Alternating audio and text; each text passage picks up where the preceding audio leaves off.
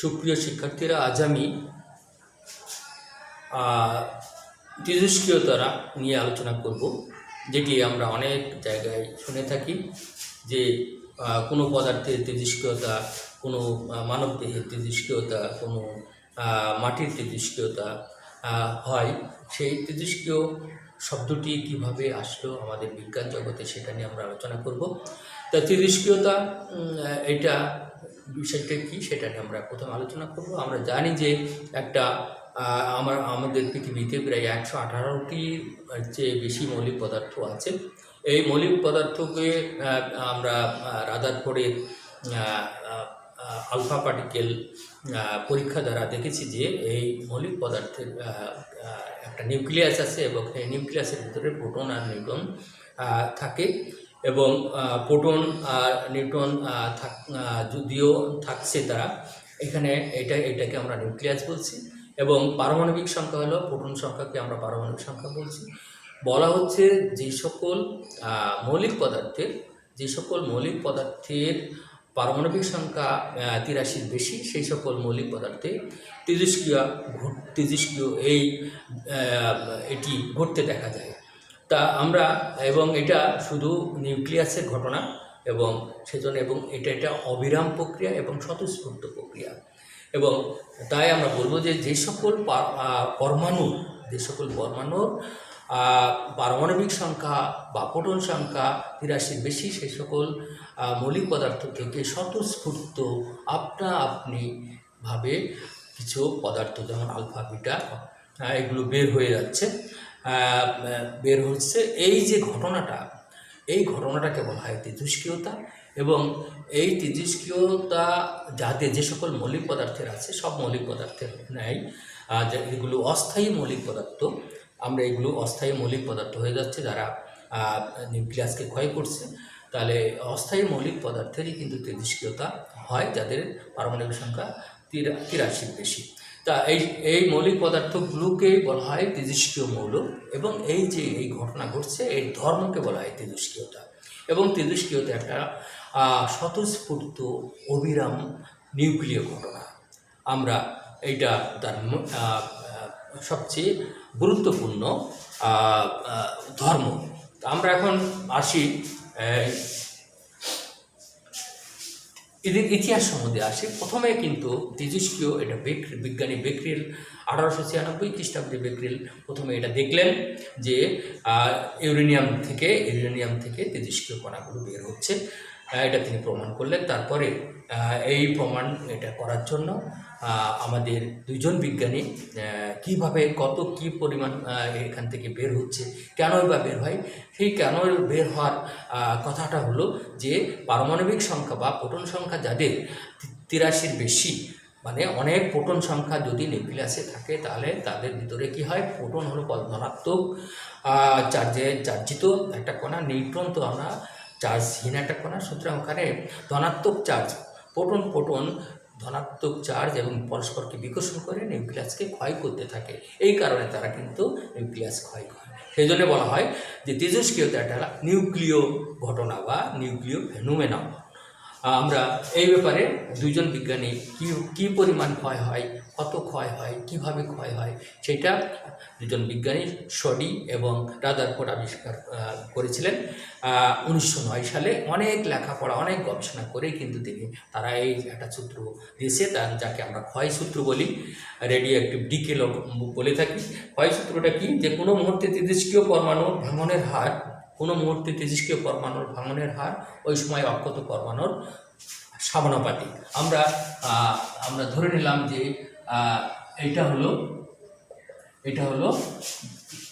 অক্ষত, এটা আছে, এটা হলো এটাকে আমরা বলবো যে ইনিশিয়াল, মানে প্রারম্ভিক অবস্থায় এটা আছে।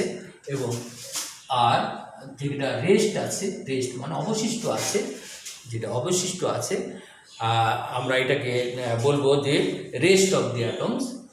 এইটা মানে হলো এখনো ভাঙন শুরু হয় নাই, আর ভাঙার পরে যেটা থাকবে সেটাকে বলা হচ্ছে এন।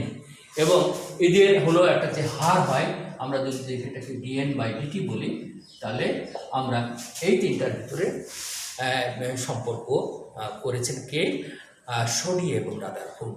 এটাকে বলা হয় ডিকে ল বা রেডিয়েটিভ ডিকে ল বা তেজস্ক্রিয়তার ক্ষয় সূত্র। কী করে এটা আমরা বলবো?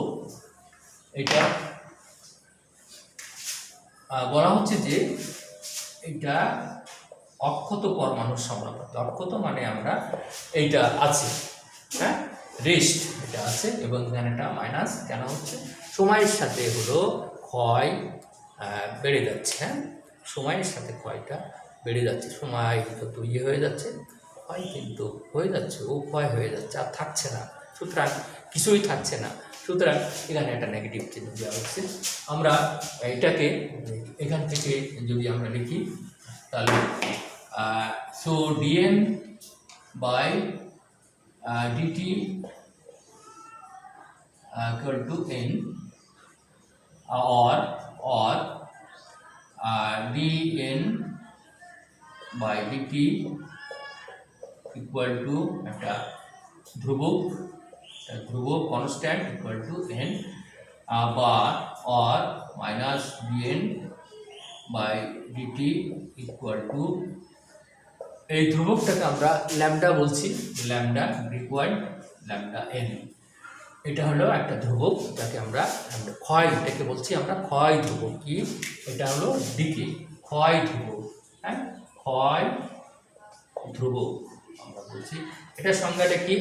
যে কোনো তেজস্ক্রিয় পরমাণু একটা পরমাণু একক সময়ে কতটুকু ক্ষয় হচ্ছে তার সম্ভাবনা, হ্যাঁ, তার সম্ভাবনা কতটুকু ক্ষয় হতে পারে তার সম্ভাবনাই হলো কিন্তু ক্ষয় ধ্রুবক ল্যামডা। আমরা এখন এইটাকে আরও ম্যাথমেটিক্সে যাচ্ছি, বা ডিএন বা এ এনটা রিঅ্যারেঞ্জ করছি, এন এখানে নিয়ে আসছি, আর হলো এই ডিটি এখানে চলে যাচ্ছে, ডি এমডা ডিটি এখানে চলে যাচ্ছে, এই মাইনাসটা এখানে চলে যাচ্ছে। তাহলে আমরা এটাকে আমরা এইভাবে লিখলাম, জাস্ট এইভাবে লিখলাম। এখন আমরা এই সমীকরণকে আমরা সমাকলন করব, ইন্টিগ্রেশন করব। কোন সীমার ভিতরে? যে আমরা দেখলাম যে যখন অক্ষত অবস্থায় ছিল, অর্থাৎ আমরা ইনিশিয়াল স্টেজে যা ছিল হলো কি ছিল? ইনিশিয়াল স্টেজে হলো এন নট। তাহলে এন নট থেকে আমরা যদি এই সীমার ভিতরে এন নট থেকে এনের ভিতরে যদি আমরা ইন্টিগ্রেশন করি, আর সীমা এখানে 0 থেকে টি এর ভিতরে যদি আমরা ইন্টিগ্রেশন করি, তাহলে আমরা কি পাই সেটা আমরা এখন দেখব।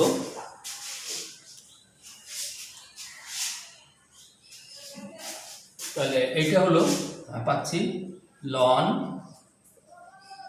Loan N upper limit n lower limit n not equal to minus lambda, এটা t,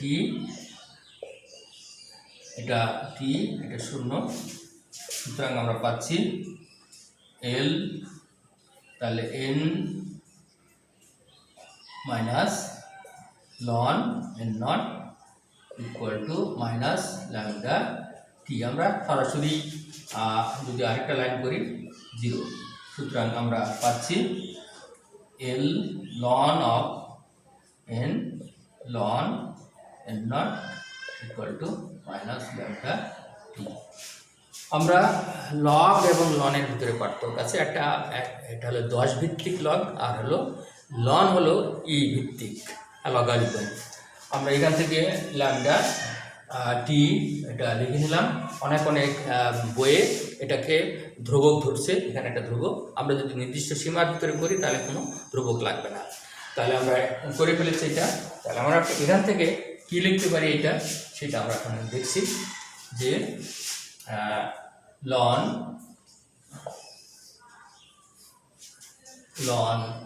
n by n not equal to minus lambda t। এটাকে লেখা যাচ্ছে, যদি আমি লনটা উঠাই দিই তাহলে n by n not equal to e to the power minus lambda t. Okay, that is n equal to n naught e to the power minus lambda t. এই যে সমীকরণটা, এই সমীকরণকে বলা হচ্ছে তেজস্ক্রিয় ক্ষয় সূত্র। এই সমীকরণকে আমরা বলছি তেজস্ক্রিয় ক্ষয় সূত্র। Dear student, now I am going to speak about the in English, about it in English. The decay, at first the radioactivity, this properties at first it has been seen by a scientist named Becquerel in 1896 when he investigated the uranium element, which is radioactive element. Then two scientists, Rutherford and Soddy, study substantial study about the radioactive elements, and they prove a law which is called radioactive decay law. Radioactive decay law has been established by two scientists, Rutherford and Soddy, in 1902.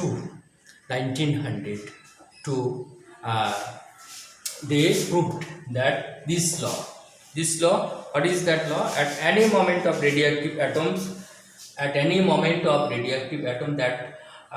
that disintegrate or decay is directly proportional to the rest of the atoms of the radioactive elements.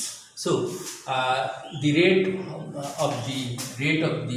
of change of the atom dN by dt is proportional to the n, that is rest of the radioactive element. So we can write according to the mathematics, it is constant lambda. It is called decay constant. How can we define the decay constant? The possibility of one atom per second, the possibility of disintegrating one atom per second is called the decay constant. So we write down this according by mathematics law. We take the upper limit is n, lower limit is n naught, and time, upper limit is t and lower limit is 0. Here lambda is constant, so it has been taken outside. After this calculating, we have this. So this is the decay, law of decay. Now we are going to calculate the half-life অর্ধায়ু সম্বন্ধে আমরা একটু বলবো। যে অর্ধায়ু হলো যে একটা তেজস্ক্রিয় মৌলিক পদার্থ অর্ধেক হয়ে যেতে যে সময়টা লাগে, যেমন ইউরেনিয়াম 450 কোটি বছর লাগে আমরা জানি অর্ধেক হয়ে যেতে, সেটাকে হাফ বা অর্ধায়ু বলা হচ্ছে। আমরা অর্ধায়ুকে কীভাবে ম্যাথমেটিক্স দেব সেটা আমরা একটু বলবো। যে আমাদের মেন সূত্র হলো n naught e to the power minus lambda T. আমাদের সূত্র থেকে আমরা বলতে পারি যে n সমান n naught by 2 equal to n naught e to the power minus lambda t. n naught vanish, so half equal to e to the power minus lambda টিকে আমরা টি হাফ লিখলাম। এই টার্মটাকে বলা হচ্ছে অর্ধায়ু। আমরা এখন এটাকে যদি ইয়ে করি, taking log on both sides, আমরা বোথ সাইডস থেকে লগ নিই, তাহলে n, আমরা এটাকে এইভাবেও লিখতে পারি e টু দি পাওয়ার, এটা 2 লিখলাম। এই মাইনাসটাকে যদি আমরা অমিট করতে চাই তাহলে আমরা লিখতে পারি e ল্যামডা টি হাফ, লেখা যায় e ল্যামডা টি হাফ। এখন taking ln on both sides, e to the power taking ln e to the power lambda t half. That is, we can write ln এর একটা মান আছে, হ্যাঁ, ln এর মানটা হলো 0. ln 2 এর 0. আমরা জানি 963 equal to ln e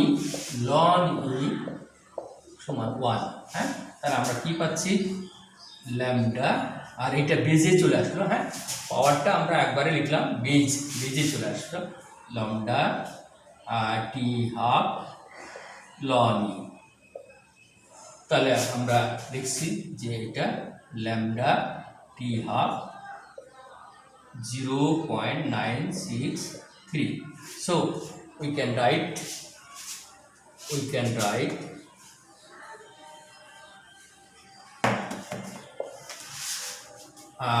t half equal to 0.963 by lambda. এটা আমরা জানি যে 6, এটা তা এই সমীকরণ আমাদের কি দেয়, এটা হলো হাফ লাইফ, হ্যাঁ, বা অর্ধায়ু। তাহলে অর্ধায়ু হলো ক্ষয় ধ্রুবকের ব্যস্ত অনুপাতে পরিবর্তিত হয়, অর্ধায়ু ক্ষয় ধ্রুবকের ব্যস্ত অনুপাতে পরিবর্তিত হয়, যেহেতু ল্যামডাটা নিচে আসছে। এটা কনস্ট্যান্ট যদি ধরি আমরা, তাহলে এটা কনস্ট্যান্ট আমরা ধরলাম যে this is constant T half 0.963 into 1 by lambda. This is constant, so we can write down 1 by lambda. আমরা এই কারণে কিন্তু যে অর্ধায়ু ক্ষয় ধ্রুবকের ব্যস্ত অনুপাতে পরিবর্তিত হয়। আমরা এখন যাচ্ছি একটু ইংলিশতে বলবো। Now I am going to talk this formula in English. Our main formula of decay of radioactive N equal to N naught, just it has been written because the half life, only for the half life, এখানে T half যখন হলো তখন আমরা এটা এইভাবে লিখলাম, তারপরে mathematically আমরা এখানে লিখলাম ln the value, the magnitude of ln 2 is at 963 and then ln e equal to 1. So we can write down this. What is the physical significance of this equation?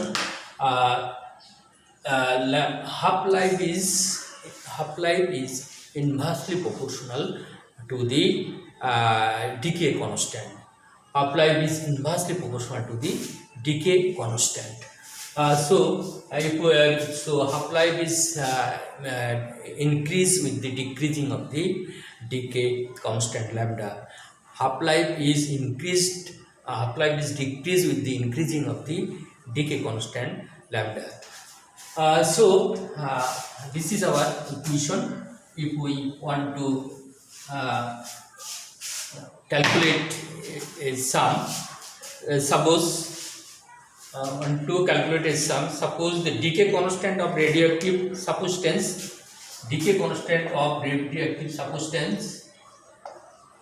this is a problem, constant 3.75 into 10 to 3.75 into 10 to the power minus 3 days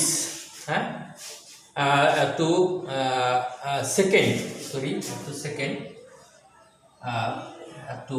second.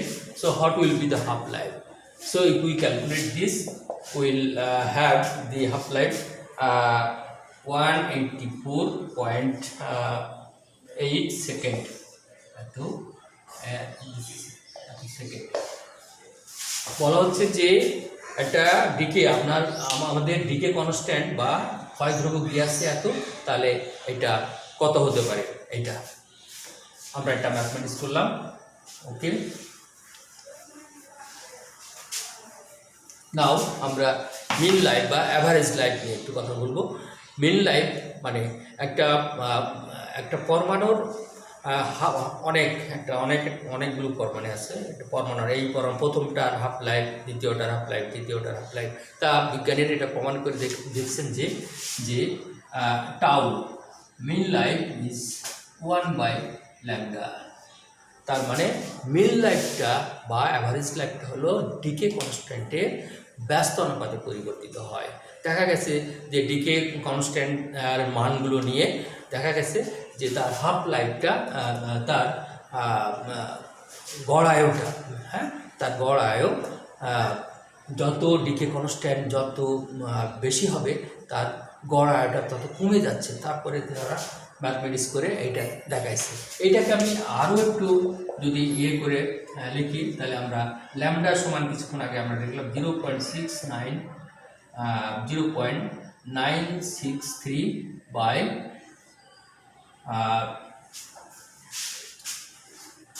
T half আমরা কিছুক্ষণ আগে লিখলাম যে এইটার ফর্মুলাটা লিখলাম। So T half, so we can write T half life by 0.963 equal to tau। তার মানে কি এটাও আমরা যদি আমরা লিখতে পারি সমান 1/963 T half। এটা কি রিলেট করে আমাদের, এটা দিস ইজ কনস্ট্যান্ট, এটা একটা কনস্ট্যান্ট ইন্টু টি হাফ। তার মানে T half is proportional, sorry,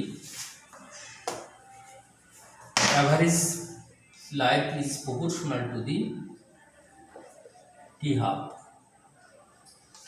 আমরা কি দেখলাম এখানে, যে এইটা দেখলাম যে এখানে কনস্ট্যান্ট ধরে নিলাম। হ্যাঁ, হিয়ার ডিয়ার স্টুডেন্ট, আমরা এখানে কনস্ট্যান্ট, এটাকে একটা কনস্ট্যান্ট নাম্বার, হ্যাঁ, একটা কনস্ট্যান্ট নাম্বার, আমরা কনস্ট্যান্ট যদি এখান থেকে ওঠাই দিই তাহলে এটা প্রপোর্শনাল হয়। হোয়াট উই সি হিয়ার, যে average life or mean life is directly proportional to the half life.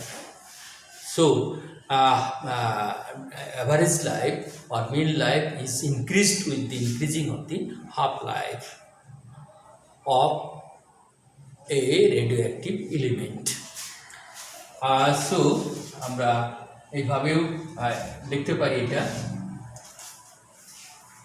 Half লাইফকে আমরা গড়ায়কে এইভাবেও লিখতে পারি, আবার এইভাবেও লিখতে পারি। তো ডিয়ার স্টুডেন্ট, আমরা এখন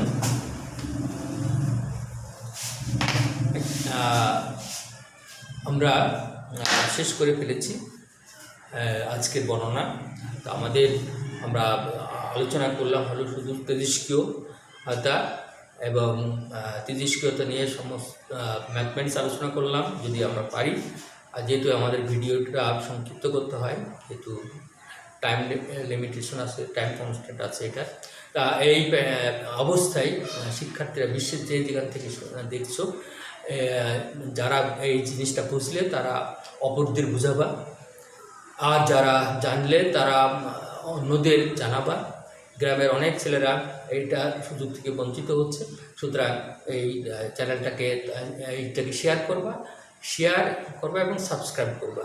এই চ্যানেলটাকে সাবস্ক্রাইব করতে কোনো পয়সা লাগে না, এমনি বেল বাটন টিপলে সাবস্ক্রাইব হয়ে যায়। সবাই সাবস্ক্রাইব করবে এটা এবং সুন্দর করে বোঝার একটা চেষ্টা করবো, এবং তোমাদের কমেন্টের হাজার হাজার প্রশ্নের উত্তর দেওয়ার জন্য আমি প্রস্তুত আছি। I am ready to answer your question. If you ask me any question on my comment box, then I will answer.